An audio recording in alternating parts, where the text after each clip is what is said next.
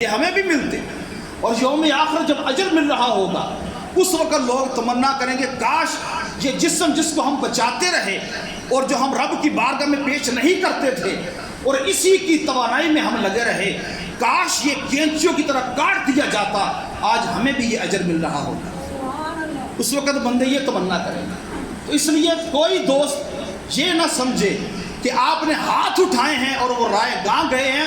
جب آپ نے ہاتھ اٹھا دیے، غالباً شیخ سعدی شرازی ان کا فارسی کا شعر ہے، کرم بین و لطف و خدا بندگار، گناہ بندہ کردد و او شرمسار، کہ خدا کا لطف و کرم دیکھو، گناہ بندے نے کیا ہے، شرمسار وہ ہو رہا ہے کہ میں اس کے ہاتھوں کو خالی لٹانے سے حیا فرماتا ہوں۔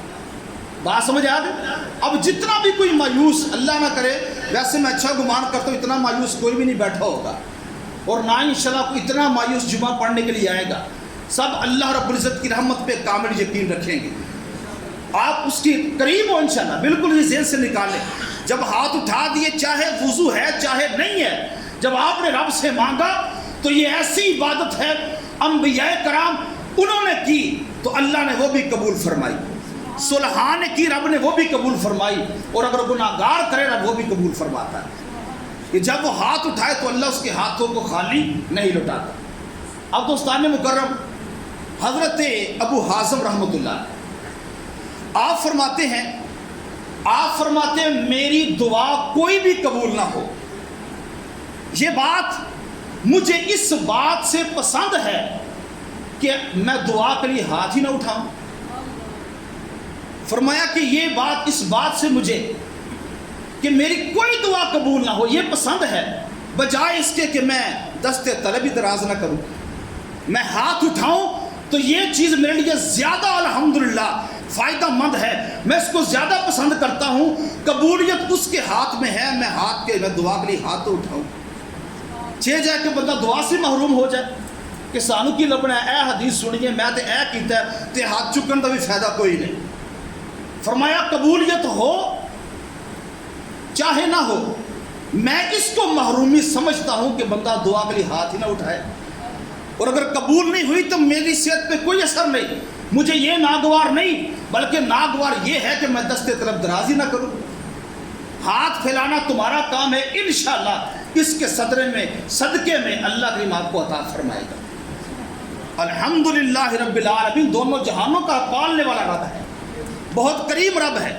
آپ آئے مسجد میں نماز بھی پڑھی، جمعہ پڑھا، اور پھر اندر وہی آپ ہیزیٹیشن ہچکچاہٹ لے کے گئے، پتہ نہیں قبول ہونی ہے کہ نہیں۔ اس سے بھی آقا نے فرمایا رب سے مانگو تو یقین سے مانگو، ایسے نہ مانگو اگر تو عطا فرمائے تو عطا فرما دے۔ فرمایا اس پہ کسی کو اس پہ قدرت نہیں ہے، وہ خود قادر ہے۔ اور دوستان مکرم، ایک بزرگ ہوئے حضرت یحییٰ بن سعید قطان، یہ وہ بزرگ ہیں، ایک دفعہ میں نے عرض کیا تھا کچھ اللہ کے ولی مقام ولایت میں وہ مرتبہ رکھتے ہیں کہ رب ذوالجلال ان کو بھی الہام فرماتا ہے، وہ الہامی کیفیات میں ہوتے ہیں۔ سبحان اللہ، الہامی کیفیات میں ہوتے ہیں۔ جس طرح آپ زندگی پڑھیں اور آپ نے علماء سے سنا الشیخ سید عبد القادر جیلانی سید الاولیاء رضی اللہ عنہ رحمۃ اللہ علیہ، ان کی زندگی دیکھیں، سبحان اللہ، ان کے مجمع کے اندر وہ لوگ اور اس طرح کا مجمع ان کا ہوتا تھا، آپ بیان کر رہے ہوتے تھے اور مجمع میں کئی لوگوں کو مصطفیٰ کا دیدار ہوتا تھا۔ سبحان، وہ الہامی کیفیات پہ ہوتے ہیں۔ یہ بھی ایک بزرگ حضرت یحییٰ بن سعید قطان رحمۃ اللہ علیہ، آپ کہتے ہیں کہ میں نے خواب میں دیکھا کہ میں اپنے رب کا نور دیکھ رہا ہوں۔ سبحان سبحان، خواب میں دیکھا، رب کریم کتنی قربت ملی کہ اس کے نور کا احاطہ کوئی نہیں کر سکتا، مشاہدہ کر سکتا ہے خواب میں، اور حقیقت میں کوئی نہیں رب کریم کو دیکھ سکتا۔ اگر کوئی ذات ہے تو وہ ذات مصطفیٰ تھی صلی اللہ علیہ وسلم۔ تو کہا یا رب کریم، میں تیری بارگاہ میں استغاثے کرتا ہوں، میں تیری بارگاہ میں دعائیں کرتا ہوں، اور تو نے میری کبھی اس صدا کا جواب ہی نہیں دیا، اس دعا کا تو جواب ہی نہیں دیتا۔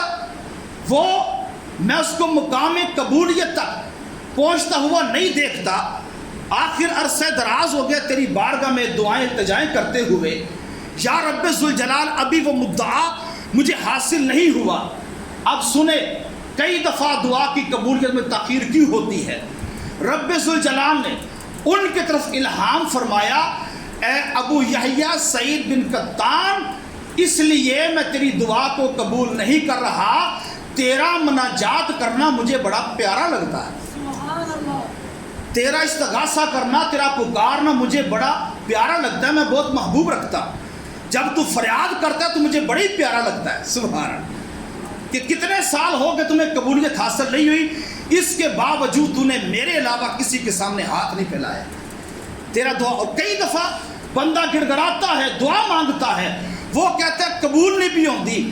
اسے سمجھنا چاہیے پتہ نہیں رب اس کی فریاد کو کتنا پسند فرما رہا ہے. وہ سننا چاہتا ہے تمہاری زبان سے اس کے سامنے سوال کرنا. یہ بھی ایک حکمت ہے. کئی دفعہ بظاہر وہ قبولیت نظر نہ آئے تو پریشان نہ ہوا کرو.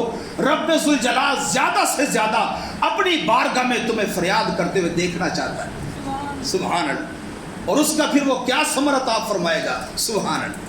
کیا ثمر. جس کی آواز کو رب ذوالجلال پسند فرمائے، اس کا گڑ گڑانا پسند فرمائے، میں کہتا ہوں پھر رب اتنا اجر عطا فرمائے گا جو گننے والے نہیں ہوگا. تو کبھی یہ نہ سمجھے کہ دعا ہم مانگتے ہیں اور قبولیت میں تاخیر ہے تو وہ سن نہیں رہا، یا معاذ اللہ ہم سے کیا معاملہ ہے. ایسا نہیں ہوتا. تو بالترتیب آپ سن رہے ہیں، اگر دعا میں تاخیر ہو جائے تو اس کے پس پشت حکمتیں کیا ہوتی ہیں. اس طرح حضرت موسیٰ علیہ السلام